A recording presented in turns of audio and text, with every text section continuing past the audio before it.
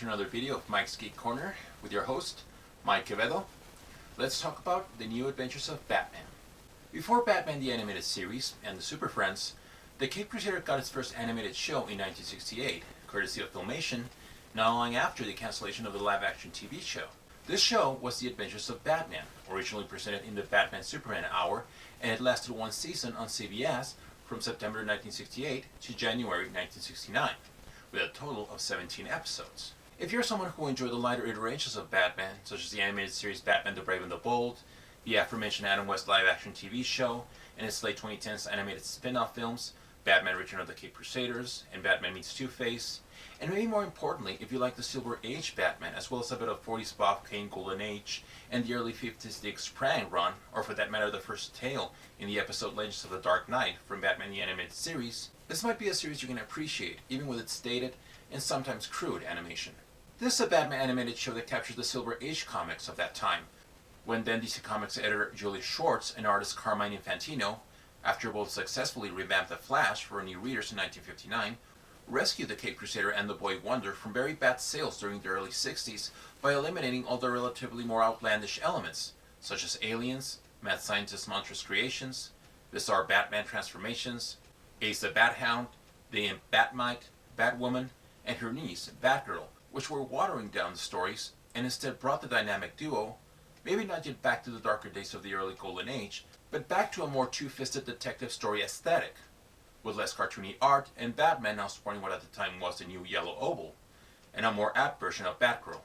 Yes, the Adam West live-action TV show drew a lot of inspiration from this particular comics run, but it was the Filmation cartoon that probably embraced those comics a bit more straightforward, while still echoing the magical fun factor of the Dick Sprang era. It had humor, but not the kind that bordered heavily on the absurd. My introduction to the show was in 1987, when my mom rented me a VHS tape of the Superpowers video collection from 1985 of Batman that featured 7 episodes of the Filmation show. By this time I was already a big Batman fan through the reruns of the Adam West show, as well as a feature film spin-off of the show, his appearances on the Scooby-Doo reruns, the Super Friends, some comics, storybooks, and toys. This was the first time I had seen a Batman cartoon where it was just him and Robin, and yes, Batgirl at times, against the villains with no Super Friends nor the Mystery Gang around, and I loved it. Even after Batman the Animated Series came out in 1992, which, yes, it is a far superior show, Adventures of Batman, or at least the episodes from the Superpowers tape I eventually owned, remain a sentimental favorite of mine, and when I finally got to see more episodes years later on Cartoon Network, it only further cemented my appreciation for the show. It may not be the most definitive version of Batman, no, but considering it does come from an era of a more simplistic mindset towards animation and superheroes, I think the show stands as not only a very fun throwback, but also a very admirable labor done by people who did not second-guess the source material, and anyone who has watched Filmation's Star Trek animated series from 1973 should understand what I mean. Even with their limited budgets, which has always been part of their charm, Filmation could deliver a very watchable and creative final product, and The Adventures of Batman are not the exception to that.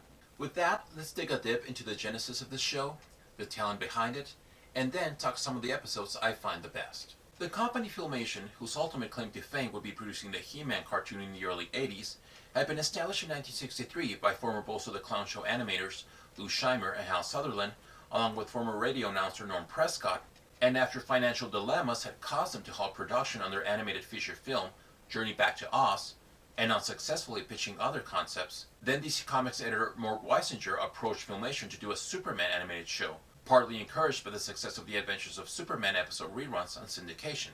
In 1965, the small desperate studio were offered $36,000 an hour for the show, and Filmation accepted the task. The show was crafted as 3 7-minute stories per show, with the Superboy story filling in the middle of 2 Superman stories. DC provided its own writers, and, of course, Filmation handled the animation, which, due to time issues and budgetary restraints, consisted of reusing sequences of previous scenes. The New Adventures of Superman became a hit in the Saturday morning lineup when it premiered on September 10th of 1966 on CBS, lasting 4 seasons, as it captured the spirit of the Silver Age quality of the Superman comics of the time, as illustrated by Curt Swan. After the New Adventures of Superman flew to very high ratings, DC and Filmation began negotiating for more of their superheroes for Saturday morning animation. Aquaman received his own show in 1967, which got its budget augmented from what New Adventures of Superman's first season had with $36,000 to $50,000 per show, and became another Saturday morning favorite. Filmation began work on the New Adventures of Batman about the same time that ABC decided not to pursue a fourth season of the live-action show due to declining ratings. Though Filmation's Batman, which had a budget of $60,000 per show, would be comparatively more straightforward, still maintained the live-action show's original character, Chief O'Hara, and the cliffhangers in the middle of a 14-minute episode, which was followed by a shorter 7-minute installment. Returning from New Adventures of Superman and Aquaman were writers Bob Haney, Oscar Benzel, and George Kasdan. Former Disney animator Kay Wright did layouts for the show. He had also just previously worked on Spider-Man for ABC. Also returning from New Adventures of Superman is Mike Ploog, who also did layouts. He would go on to become an accomplished comic book artist in the 70s with such work as Ghost Rider, Werewolf by Night, Man-Thing, Call, and Weird World, and also in animated films like Wizards, Lord of the Rings, Heavy Metal, and The Black Cauldron. For background visuals, we have artists like Benicia Epler and Martin Forte from Aquaman and Journey to the Center of the Earth, Bill Geach from Rocket Robin Hood. From Fantastic Four, we have Ann Gunther. From Journey Back to Oz, we have Maurice Harvey. From Shazam, we have Patricia Fry. From New Adventures of Superman, we have Paul Sander, Lorraine Maru, and Ted Littlefield. And from Space Ghost, we have Art Losey. Another talent returning from the New Adventures of Superman, as well as the Green Lantern and Hawkman middle installments in Aquaman, is composer John Marion Guard. His score encompasses a solid sense of fun, shock, danger, excitement, and mystery. Some of his stuff from Superman is recycled for the show as well, and while it may not have the frenetic rhythm of the theme of the live-action TV show, or other animated shows of the time like Space Ghost, Birdman, and Spider-Man, Guard's main theme for the adventures of Batman still brings about a level of fun that encapsulates a more lighthearted essence of the Silver Age Batman.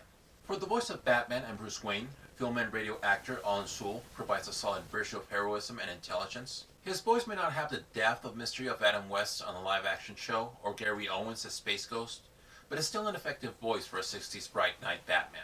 It sounds somewhat similar to Mike Roth's voice as Race Bannon in Johnny Quest. Before becoming the iconic voice of Shaggy in Scooby-Doo and hosting American Top 40, radio personality Casey Kasem lent his voice to Robin and Dick Grayson, emoting the same type of night vet that Burt Ward did on the live-action show, with never a short amount of holies for whatever the occasion or peril called for. He also did Chief O'Hara's Irish accent. Both Soule and Kasem would reprise their respective roles in 2 episodes of the new Scooby-Doo movies in 1972, and Soule reprised Batman for 7 seasons on the Super Friends, while Kasem did Robin for 9 seasons. Before getting his own sitcom in the 70s, and after previously having worked for Filmation as the voice of Perry White in The New Adventures of Superman, and Professor Olive Linderbrook in Journey to the Center of the Earth, established TV actor Ted Knight, aside from narrating the series, handles more than one iconic character as he displays diligent authority as Commissioner Gordon, serves up a serviceable Alfred, it may be a bit generic on the accent, brings devilish delight as a Joker and sounds like he is grinning while he talks, if indeed it was him who played the Joker and not Larry Storch. He also lays out playful snobbery as the Penguin, does a loose Frank Gorshin-based take on the Riddler, a deep Robert Middleton villain-type voice for Mr. Freeze and original villain, the Judge, a shrieking allure as the Scarecrow, a Mr. Merkowitz pattern for the Mad Hatter, a creepy voice for the Toyman-like Dollman, and for the other original villain, Simon the Pieman, he inserts a bit of W.C. Fields. Simon the Pieman, by the way, would go on to have a cameo in an episode of Batman the Brave and the Bold 4 decades later. Knight would reprise his Penguin voice in the aforementioned 2 episodes of the new Scooby-Doo movies, along with the aforementioned Olan Soule and Casey Kasem as a dynamic duo, and this time, supposedly, Larry Storch taking the role of the Joker.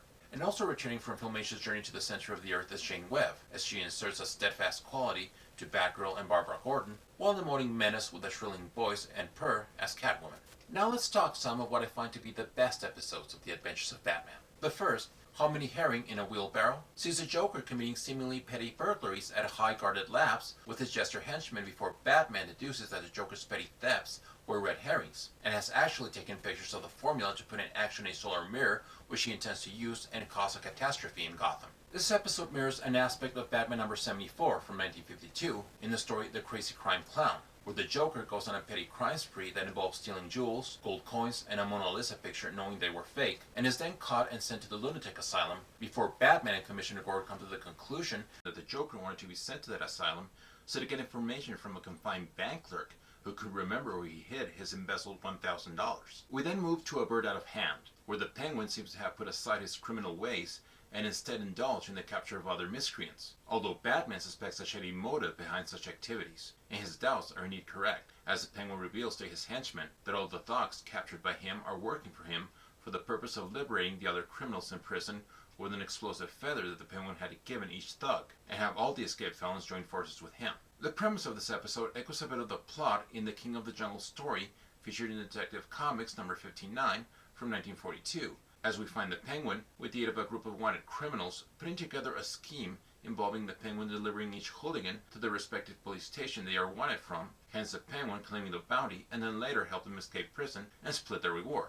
For the cool, cruel Mr. Freeze. In order to stop Mr. Freeze's catastrophical Sub-Zero siege of Gotham, Bruce Wayne gambles into giving in to Freeze's demand of $1 million in gold, so as Batman, along with Robin, he can intercept Mr. Freeze's taking of the wealth and stop his reign of ice. This episode has some resonant vibes with Mr. Freeze's first appearance as Mr. Zero in Batman number 121 from 1959, in which Mr. Zero also created havoc with his ice gun in Gotham and attempts to rob a visiting royal couple of their precious diamonds, while Batman and Robin try to find and retrieve the stolen diamonds and apprehend Mr. Zero. In Long John Joker, after researching pirate lore, the Joker sets out to seemingly make a movie of Treasure Island and Gotham Bay, but, as the dynamic duo and Batgirl find out after being captured by the Joker and his goons in a foil attempt, the Joker is actually using the movie-making angle as a front for the intent in finding a long-forgotten buried stolen loot from a bygone criminal. In an earlier 1965 story from Detective Comics number 341, titled The Joker's Comedy Capers,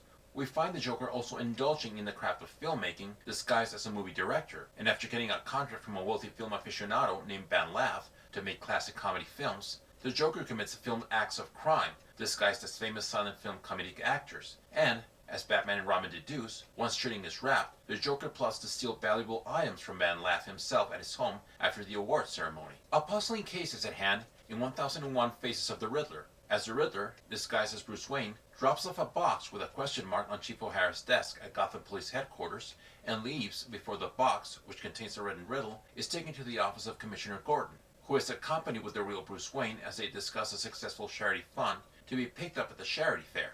After Bruce hears the riddle from Gordon, he leaves off to deduce the riddle at the Batcave, where the Batcomputer deciphers that the place the Riddler hints to in his note is the Gotham Steel Mill. But Batman realizes that the riddle is assigned to create confusion, as it is a police charity fair where the Riddler, disguised as Commissioner Gordon, intends to pick the money for the charity and steal it. The dynamic duo must not only try and intercept that devious endeavor, but also stop the Riddler's caper at the pole vault tournament in the track and field stadium. This episode appears to have an adherence to the Riddler's first appearance in Detective Comics number 140 from 1948 in the story The Riddler, where, among the Riddler's crimes, there's his jigsaw puzzle sent to police headquarters, which at its completion takes the authorities to the football stadium and Batman and Robin to a nightclub. But it all proves to be a deception, as the Riddler's real intent is kidnapping a rich man.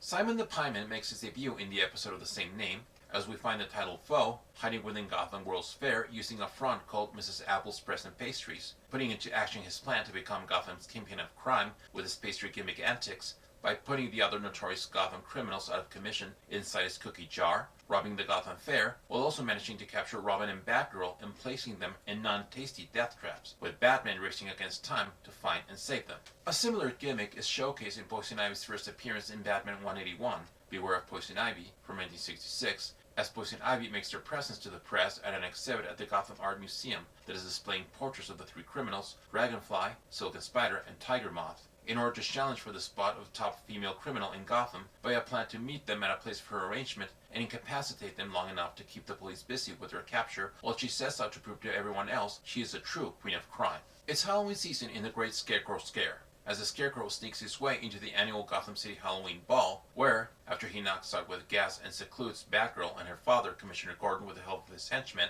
steals a valuable painting that is being auctioned at the ball, before escaping from Batman and Robin after throwing a gas pumpkin. While the dynamic duo try to determine the Scarecrow's next heist, Batgirl, who is being held captive at the Scarecrow's countryside farm hideout, attempts at a method of drawing the attention of the Cape Crusader and the Boy Wonder. This episode has a certain pattern akin to that of the 1967 story Fright of the Scarecrow from Batman 189, as that comic book also features a Scarecrow evading the capture from the dynamic duo after snatching buried loot and unloading a spray gas that causes temporary fear on the Cape crime fighters, who then try to figure out clues to the Scarecrow's next criminal activity. The Joker and the Penguin become a devious duo in My Crime Is Your Crime, as they switch modus operandi with each other in order to deceive Batman and Robin into arresting them and then sue the dynamic duo for false arrest, while they then give each other their intended stolen loot. Batman figures out a way to turn the rogues' shenanigans against them by sending them at each other's throat, but they must still find each foe after the latter two manage to escape capture. This episode shares several traits with issue number 25 of Batman from 1944 in the story Knights of Knavery, which also features the Penguin and Joker forming an alliance in an attempt to steal some valuable emeralds from a wealthy woman,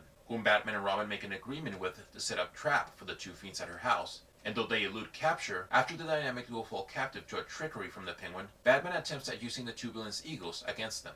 Another original villain makes his entrance in Beware of the Living Dolls, as a minute-sized criminal named Dollman sends specially manufactured dolls to commit robberies at a charity ball and banks, leading the Cape Crusader and the Boy Wonder to tangle with a whole army of dolls at Dollman's lair. While Dollman might be an original creation for this show, his gimmick is one that parallels that of a one-shot villain called the Puppet Master, who appear in a story with the title of the same name in Detective Comics number 212 from 1954, and it showcased an antisocial puppeteer named Jonathan Bard who turns his craft into a tool for crime, as he commands his large-sized puppets to go on a crime spree. It's Valentine's Day in From Catwoman with Love, where Catwoman unexpectedly sends Batman and Robin a seemingly harmless Valentine's Day gift in the form of a cuddly cat. But the cat is actually coated with a chemical that sets off radio waves, making it easy for Catwoman to conduct her criminal activity with her Catmen as she keeps tabs on the Cape crime fighters' every move. Previously, in the Batman Kellogg special comic story from 1966, called Catwoman's Catnammy Caper, a pair of cats are also used as means to facilitate Catwoman's robberies. And finally, we take a trip to Wonderland, sorta, in a Mad Tea Party, where, at the annual dinner of the Gotham Historical Society, the Mad Hatter, by his trained white rabbits, steals the valuable antique silverware, and after evading Batman and Robin's pursuit of him in his Hattermobile, the Hatter, with his knaves and other Alice in Wonderland-themed cohorts, also succeeds in stealing a priceless sizable Chinese teapot at the Gotham Art Gallery, before the dynamic duo manage to track down the Mad Hatter's hideout, where a death trap worthy of the Queen of Hearts awaits our heroes in a Mad Tea Party. Similarly, in the Mad Hatter's first comic book appearance in Batman number 49, in the story The Scoop of the Century from 1948, the Mad Hatter also serves his pleasure of crime by stealing valuable items from a yacht club before escaping from the Cape Crusader and engaging in another burglary at a horse race, with Batman eventually gaining a clue to the Hatter's hideout. So as you may see, this series is considerably true to the spirit of the Batman comics of the time. Though the series omits the more dramatic content of the source material, which wouldn't have made it in the show with the stricter regulations back then, it does honor the property's pulpy foundation with its mystery-solving angle, roster of colorful eccentric villains, perilous dilemmas, inventive use of gadgets, swashbuckler bravado, and probably most significant, two-fisted action at a time of delicate censorship in kids' programming. Filmation may not have had the production values of Hanna-Barbera's animated escapades, but it did have dedicated people working for them, including very capable writers, who for the most part knew what fans liked. Their method of working might have been on the cheap side, but they did not hide from it. They knew they had limited resources, and they worked out a system that turned that cheapness into a valuable and also watchable asset. This was Batman's first animated project, aside from the intro of the Adam West Show, and Filmation delivered a very admirable, magical, fun show. This was Batman's first animated project, aside from the intro of the Adam West Show, and Filmation delivered a very admirable, magical, fun show. Now, I will say, on certain aspects, I feel like the Batman-like shows, Space Ghost and Birdman, somewhat captured a better sense of the element of danger found in the Batman comics than Filmation did. Comparatively, there's a more sense of the foreboding in the two Hanna-Barbera superhero actioneers, with the use of music in establishing the thread that is unraveling in an episode, and the villains emote a more prominent malice. Still love Adventures of Batman, don't get me wrong, but it's an observation that I think it's worth mentioning. Several years later, Filmation released a revival of Adventures of Batman called The New Adventures of Batman, also on CBS, lasting one season with a total of 16 episodes, from February to May of 1977. This time Adam West and Burt Ward returning to familiar territory as the voices of Batman and Robin respectively. This show, however, feels more like a step backward from the original one. To be enjoyed, this follow-up has to be viewed with a much more nostalgic state of mind. For some reason I thought it would be a good idea to bring in Bat-Mite into the picture.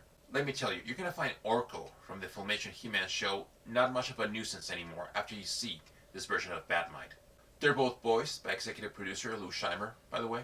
The Joker, Penguin, and Mr. Freeze return, with this time all three of them voiced by Lenny Weinriff, who also voices Commissioner Gordon, as well as Clayface in his first animated iteration. Of particular interest, Weinriff also voices an original candy-addicted villain called Sweet Tooth, who, like Simon the Pieman, would go on to have a cameo in an episode of Batman the Brave and the Bold, as well as a 2018 spin-off animated feature film, Scooby-Doo, Batman the Brave and the Bold. Melendi Britt voices Batgirl and Catwoman.